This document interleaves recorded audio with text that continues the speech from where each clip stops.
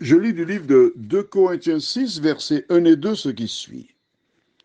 Puisque nous travaillons avec Dieu, nous vous exhortons à ne pas recevoir la grâce de Dieu en vain, car il dit, au temps favorable, je t'ai exaucé, au jour du salut, je t'ai secouru. Voici maintenant le temps favorable, voici maintenant le jour du salut. Prions. Notre Seigneur et notre Dieu, nous te remercions pour le privilège que nous avons de venir vers toi en ce matin, afin de te louer et te bénir, et de te rendre la gloire qui t'est due. Merci pour l'occasion d'avoir la Bible, cet ouvrage qui par le passé était interdit, mais qui nous ouvre des avenues afin de marcher dans les traces de pas de Jésus. Que le Saint-Esprit nous accompagne encore une fois aujourd'hui, au nom de Jésus et pour ta gloire éternelle. Amen. Eh oui, Abimelech s'est réveillé de bon matin. Il a fait part à ses serviteurs de tout ce qui s'est passé dans la nuit, le rêve, comment Dieu lui a parlé et ce qu'il a répondu à Dieu. Je rappelle qu'Abraham était l'un des hommes qui avait la crainte de Dieu.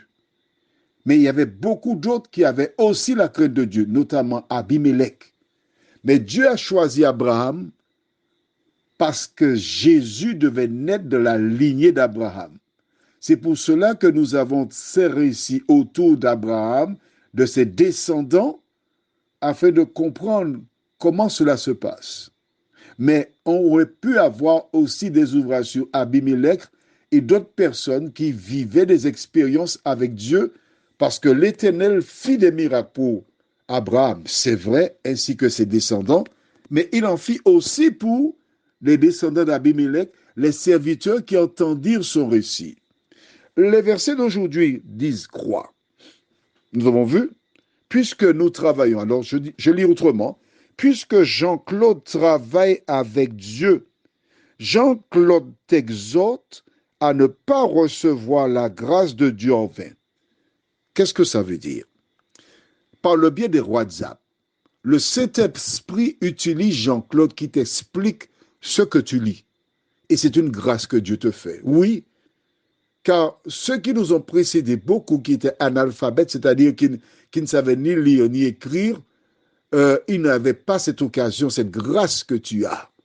Dieu permet que tu entendes, que tu comprennes, que tu aies la Bible, ce que les autres n'ont pas eu. Tout ça, ce sont des grâces. Mais à quoi cela te sert-il d'avoir ces grâces si tu ne mets pas cela en pratique? Et il continue au verset 2 en disant, car il dit, Dieu s'adresse à toi, on va dire si par exemple tu te prénommes Jocelyne, que je surnomme Jojo, car il dit, Jojo, au temps favorable, je t'ai exaucé.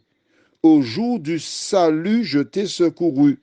Voici maintenant le temps favorable. Voici maintenant le jour du salut. Quand Jésus a envoyé Jean-Claude t'expliquer la parole, quand Jésus a envoyé Jean-Claude te dire, voici le chemin, marchez-y, tu as une croisée, que fais-tu?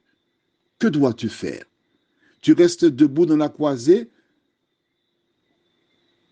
et tu regardes ceux qui passent à gauche et à droite, ou tu dis, bon Seigneur, j'ai entendu, maintenant je me donne à toi. C'est ce que fit Abimelech. Prions. Notre Seigneur, notre Dieu, combien nous sommes heureux en ce matin, une fois de plus, parce que ta parole a parlé à nos cœurs. Ta parole nous a dit, maintenant, voici maintenant le temps favorable, voici maintenant le jour du salut. Nous n'avons aucune indication sur le jour de notre mort ou de ton retour, Seigneur.